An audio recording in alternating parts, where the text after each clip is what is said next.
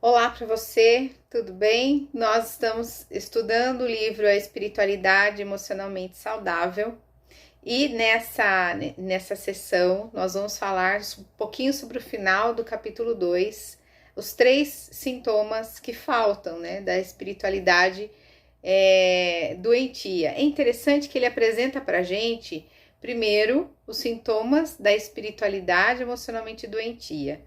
E acontece algo muito interessante quando a gente está falando com mulheres, e lá no nosso pequeno grupo de mulheres aconteceu também. Quando a gente começa a apresentar para elas os sintomas, né, que ele apresenta aqui 10 sintomas da espiritualidade emocionalmente doentia, geralmente a gente fica um pouquinho na defensiva. Imagina, minha espiritualidade não é doentia, não, de jeito nenhum. Mas conforme ele vai falando, a gente vai se encaixando ali em alguns dos sintomas. E talvez ele queira mostrar para nós exatamente isso. Como a gente quer ser curado de alguma coisa que a gente não sabe o que é, não é? Às vezes a gente está tão camuflado por algumas cascas que a gente não para perceber o quanto a nossa espiritualidade está frágil e, consequentemente, as nossas emoções também, tá?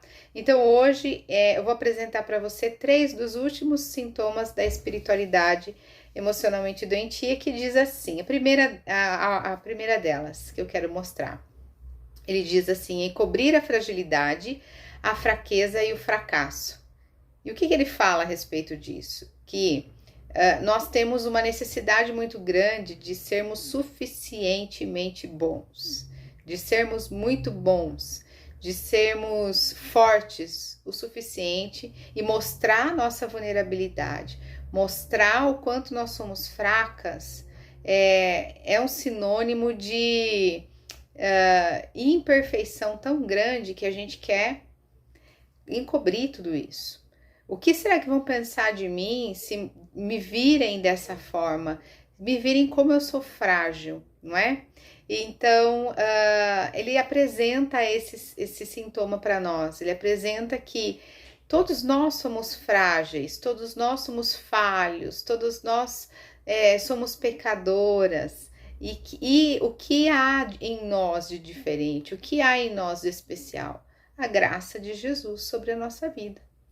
E ele vai apresentando, né, alguns personagens bíblicos, e dentro desses personagens bíblicos, ele traz a figura de Davi, que falou a respeito do seu fracasso, quando ele comete adultério, no Salmo 51, que mostra ali a vulnerabilidade de um rei, né, de uma pessoa tão poderosa, mas que caiu em adultério, mas que cometeu um assassinato. E tudo isso a Bíblia ainda traz, né, uma característica dele muito peculiar, como sendo aquele que é o amigo de Deus, né, chamado amigo de Deus. Então, assim, a gente observa dentro da Escritura que Deus não chama pessoas perfeitas. Deus não chama pessoas que não têm pecado. Ele mostra, ele não encobre, né? Quando a gente observa na Escritura, que ele não encobre as fraquezas e a vulnerabilidade daqueles que são seus, daqueles que são chamados segundo o seu coração.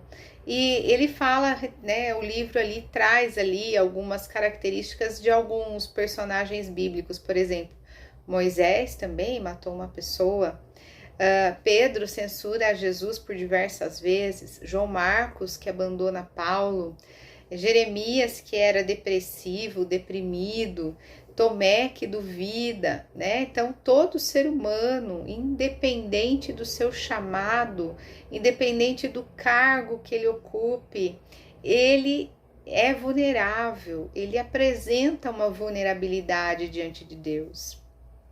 Então, identificar isso é muito importante, porque quando as pessoas cobram de você, muitas vezes, uma perfeição, você se sente culpado por não ser perfeito. E a perfeição, ela não vai existir, não aqui, neste mundo, né? A perfeição, a gente vai sendo aperfeiçoado em amor. A gente vai passando por um processo de santificação que termina apenas na vinda de Cristo, na segunda vinda de Cristo, né? Então, a gente começa a observar que esse aperto que a sociedade traz para nós de sermos suficientes, né? De não sermos tão bons assim, suficientes, traz para nós um senso de frustração muito grande. Eu já trouxe para vocês o exemplo de um livro da Brené Brown que fala a respeito dessa vulnerabilidade que nós temos. E ela traz num dos capítulos do seu livro, eu não lembro qual capítulo mas é o livro A Coragem de Ser Imperfeito, e ele fala a respeito da cultura da escassez. E no texto ela diz que a gente já acorda devedor, a gente já acorda com aquela sensação de que a gente não dormiu bastante. E quando a gente vai dormir, a gente também dorme como devedor, porque a gente começa a recitar uma ladainha de situações, de coisas que a gente planejou ao longo do dia, mas que não conseguiu fazer, não conseguiu concretizar. Então a gente vai administrando esse senso de insuficiência, mas ao mesmo tempo encobrindo a nossa insuficiência, tentando não mostrar o quanto nós somos vulneráveis. A segunda característica que ele traz no capítulo 2 é viver sem limites. Existe um número de cristãos, uma grande quantidade, que carregam a culpa de nunca ser o suficiente, que é mais ou menos aquilo que eu trouxe agora no primeiro exemplo, né? É comum nessa dinâmica pastoral, eu como esposa de pastor, a gente apresentar algumas características, por exemplo, de a gente caminhar com a pessoa, visitar a pessoa, estar com ela nos momentos de dificuldade, mas em um momento em que você não consegue estar, em um momento em que você não atinge a expectativa do outro, o outro simplesmente esquece tudo aquilo que você já fez e abandona e te deixa, né? Isso traz em você um sentimento de desânimo muito grande. E você acaba não acreditando mais na bondade da humanidade. É como se quanto mais você faz para a pessoa, mais você percebesse que você não vai receber absolutamente nada em troca. É como se a qualquer momento a pessoa possa te abandonar e te dar as costas. E o desânimo, ele provoca e te leva a um grande isolamento. A questão aqui é que nós não somos Deus. Nós não podemos servir e estar em todas as necessidades das pessoas. Jesus foi um exemplo disso. Ele não curou todo mundo, ele não alimentou todos os famintos, ele não ressuscitou todo mundo, né? Por que nós estamos então tão sobrecarregadas e apressadas? Porque que existe uma carga muito grande sobre nós para nós atingirmos a expectativa dos outros. Parker Palmer, ele traz no livro esse exemplo dessa citação dessa pessoa que diz assim: o cuidado consigo mesmo nunca é um ato egoísta. É simplesmente uma boa administração do único dom que temos. Fomos postos na terra para oferecer esse dom. Sempre que conseguimos nos ouvir, agimos não apenas em favor de nós mesmos, mas de muitos outros cuja vida nós tocamos. Olha que lindo, né? Então, quando a gente cuida das nossas necessidades também, entendendo que quando a gente diz não para uma necessidade do outro, eu estou dizendo sim muitas vezes para uma necessidade que é minha. E a sua necessidade, minha querida, é só você que pode saber.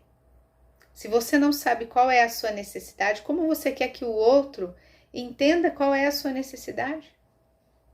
Então, quando você começa a deixar claro qual é a sua necessidade nesse relacionamento e nessa questão, você começa a delimitar os seus limites, a colocar uma borda dentro dos seus sentimentos. É como se você dissesse assim: eu não posso fazer, mas tá tudo bem, eu tô bem com isso.